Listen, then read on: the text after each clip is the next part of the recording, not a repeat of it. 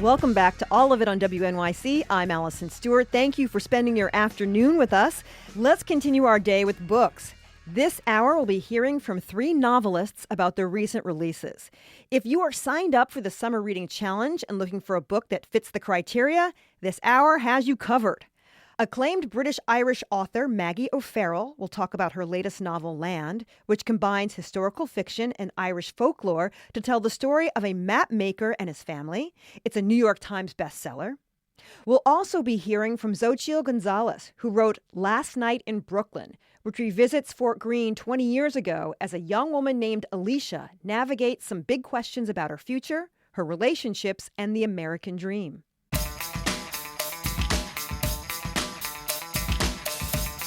The novel Whistler isn't named after a place or a person.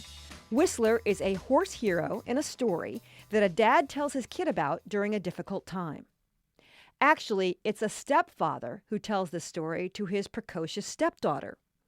It's the late 1970s. Eddie and Daphne were thick as thieves for 2 years. She was 9, and he was married to her mom for a short period of time. She was bookish, he was in publishing. They understood one another.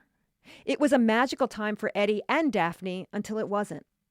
After a bad accident involving Daphne, her mother Abigail banished Eddie from their life. Ultimately, Abigail took up with a third spouse. Flash forward, and Daphne is 53 years old, and Eddie appears in her life again. Older, charming, wise, and full of answers to a time in her life which she's put in a box. Ann Patchett is the author of the best-selling novels Tom Lake and The Dutch House, which was a finalist for the Pulitzer Prize. I began our conversation by asking Ann about the opening scene of the book, the Metropolitan Museum of Art, and what our main character Daphne is doing there. Daphne is taking the day off with her husband, Jonathan. She's a school teacher. Her semester's over. He's getting ready to take a trip. They live in Bronxville in Westchester, and so they just decided to take a day in the city, go to the museum, and Jonathan notices that someone is following them. But she thinks, they have a running joke. Daphne once told him, older guys are really into me. Yes. Are they? Or is she into older guys? No, I think older guys are really into her. It's been very interesting, that whole concept, because I've had a couple of older guys who have interviewed me said, oh, yeah, I know women like this. I know women who just can never find anybody their own age because they're so intimidating. And so they wind up being a magnet for older guys. So right off the bat, Eddie Triplett enters the story. What did you observe about the qualities a gentleman would have, that Eddie would have? He has on a pink shirt and gray slacks, and he's trying to make himself invisible. There's absolutely nothing aggressive about the way he's following them. And as soon as he sees them seeing him, he immediately runs into another room. So there's just, you can tell right away he's going to be a sweet guy. Daphne passes a Charles Ray sculpture, Two Horses, right before they meet. Mm-hmm. What do the horses come to represent in the story? Well, of course, there is a horse on the cover. There is right there. And so she's not thinking about Eddie or her past, but when she sees the Charles Ray sculpture, Two Horses, she's just mesmerized by it, which anybody would be mesmerized by it because it's a great piece of art. But it sets the scene for Eddie coming back because all those years ago when they were in a car accident, he tells her a story about a horse. Eddie is instantly charming, a classic New York gentleman. He works in publishing, not really thinking about quitting so much. He knows how to live life well. Yes. What do you think Eddie is missing in his life? Well, maybe he's missing Daphne. I mean, it's not that he's missing connection because he has a ton of friends. It could be that Eddie isn't missing anything, that Eddie just loves her and is so happy to include her. I don't think that he's trying to fill a space in his life, nor do I think she's trying to fill a space in her life. But they are crazy about each other, and they feel like this is an incredible second chance. This is a really, really romantic novel about two people who are not having a romantic relationship, but they love each other. It's interesting. Just in the first couple of pages, we're not quite sure about Eddie. Sure. Right? This guy's like lurking, 'Cause the lurking stepfather, around, like right? what's going a on? lurking stepfather. What did you want the reader to initially think about Eddie or to consider about Eddie before we recognize he's a wonderful guy? He's a mensch. Yeah. Well, Jonathan says, look, there's somebody following you. Don't you want to know? Aren't you interested? And Daphne's like, I'm not interested in a man who's staring at me or following me. And I think that women in the city, you've all had that moment where you think, oh, I'm clocking this person, but I'm not going to let it bother me. And so she's making a decision that this is not going to be a creepy situation. She's just going to ignore it. But basically, anytime there is a man following you and staring at you, it is de facto a creepy situation. Therefore, you think, well, then Eddie must be a creepy guy. And once you find out it's her stepfather, all the creepy bells and whistles go off because we've all read Lolita and we're triggered by the notion of a long absent stepfather. But that's not what it is at all. My guest is Ann Patchett. Her new novel is called Whistler, about a woman and her stepfather who must reconcile their past. In the book, we discover Daphne has incredible fond memories of Eddie, and she's about 9 years old. Why did you choose 9? I just think that nine is a great age. 9, you have some autonomy. You're allowed to make your own choices when you're 9, not all of the choices, but you're trusted if you have earned that trust, and you have a personality, and you could go off and have an adventure. 12, you're getting into the attitude zone. 7, you just don't have any autonomy at all. So 9 is nice. Daphne is surprised by Eddie's being there. It's a really welcome surprise in her life. Why is she so welcoming to a man who was essentially erased from her life? Her mother exiled him from the family. But she didn't. And that's a really important thing. She didn't make a choice. She didn't get to make that choice. She loved Eddie. When she finds out that her mother is divorcing Eddie, and her mother says, I'm divorcing him because he wrecked the car and you were in the car and he could have hurt you. That turns out to not be the case. But she says, no, you can't get rid of Eddie. But she doesn't have a say, and she doesn't have a voice in what is the most important relationship in her life. So that's a really, really hard thing to deal with.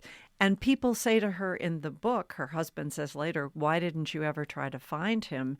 And I think the reader thinks, why didn't you try to find him later? But we didn't have the internet back then. We didn't have any way of finding somebody. If your mother said, this person is gone, you didn't have a clue how you were going to find him. And you didn't think, well, when I'm older, I will find him. You just had to take your mother's word for it.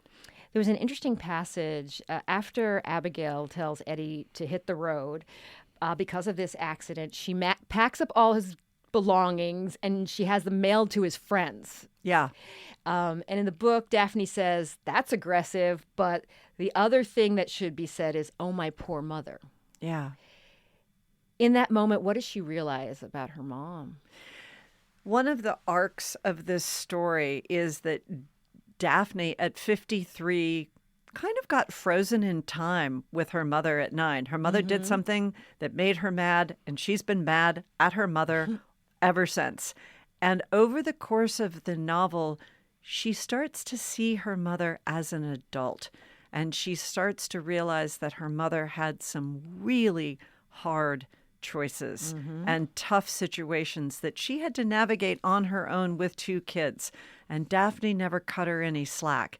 So when she says, oh, my poor mother, it's the opening up of her heart to her mother and finally thinking, oh, this couldn't have been easy.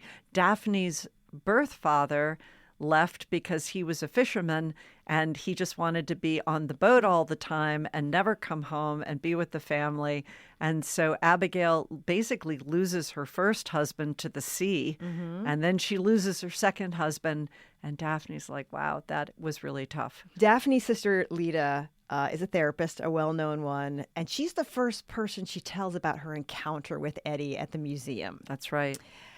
Why does Daphne tell her sister, Lita, rather than truly call her mom? Yeah, it just doesn't even occur to her to call her mom. She wants to go straight to her sister because her sister is her family. She's her confidant and kind of her true love. I mean, the two sisters have a beautiful relationship, but Lita is great at explaining things. And one of the things that I have been thinking about so much lately with my own sister, Heather, is that we are each other's memory. And so if something happens and I'm trying to remember something from the past, I immediately go to my sister and say, okay, wait, when we lived in that house, what year did we move into that house? Wait, what year did that thing happen that happened to us? And we each have half of the story. So, when you're writing a novel, you take aspects of your life and you give it to your characters. And so that relationship between those two sisters in which they each remember part of something. And at one point, Lita says, you want to hear something crazy? You never told me about the car accident. And Daphne said, of course I did. And she said, yeah, but I was 7. And we never talked about it again. My guest is Ann Patchett. She has a new novel out called Whistler about a woman and her stepfather who must reconcile their past. All right, we get to the date. January 18th, 1980. That's when the accident happens. Is there anything special about that date?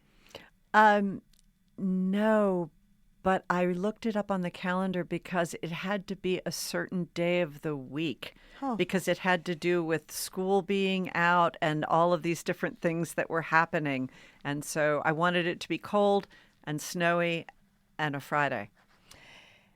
The accident happens, and to keep Daphne calm, Eddie tells her the story about a woman and her horse, Whistler.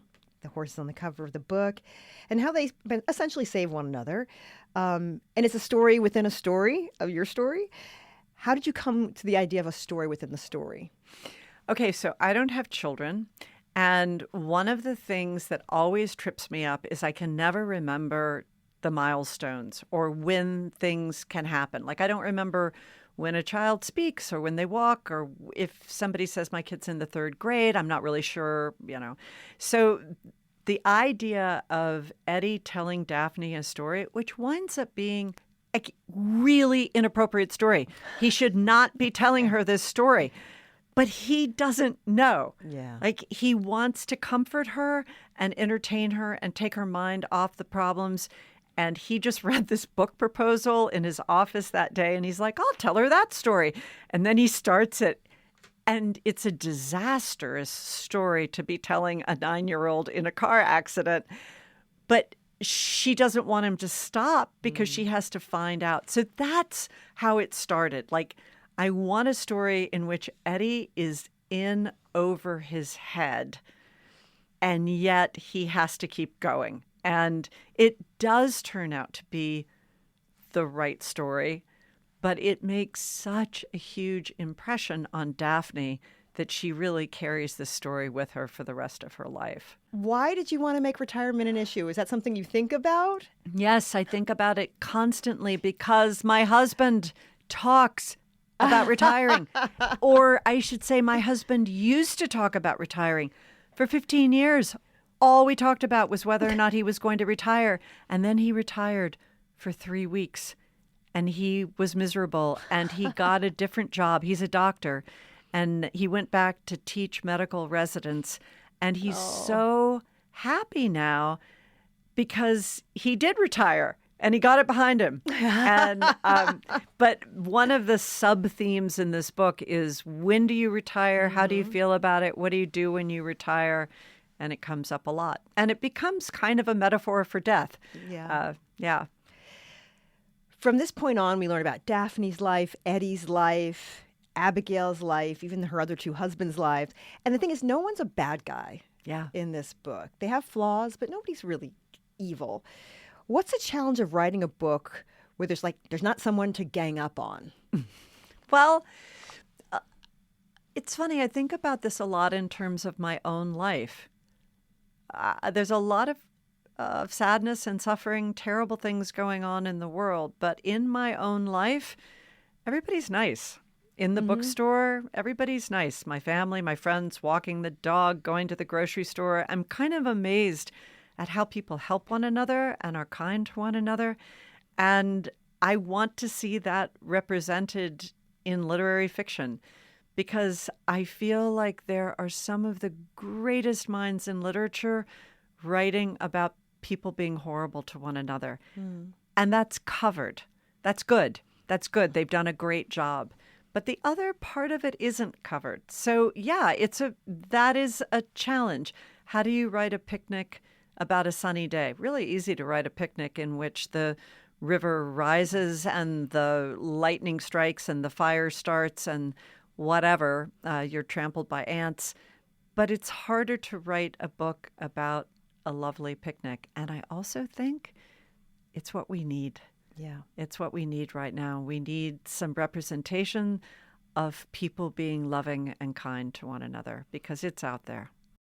That was writer Ann Patchett on her 10th novel, Whistler, which came out this past June, about a woman and her stepfather who come together and reconcile the past. Up next, Maggie O'Farrell discusses her new book, Land. It is coincidentally also O'Farrell's 10th novel, and Kirkus has described the book as steeped in Irish history and folklore, alive with a sense of wonder.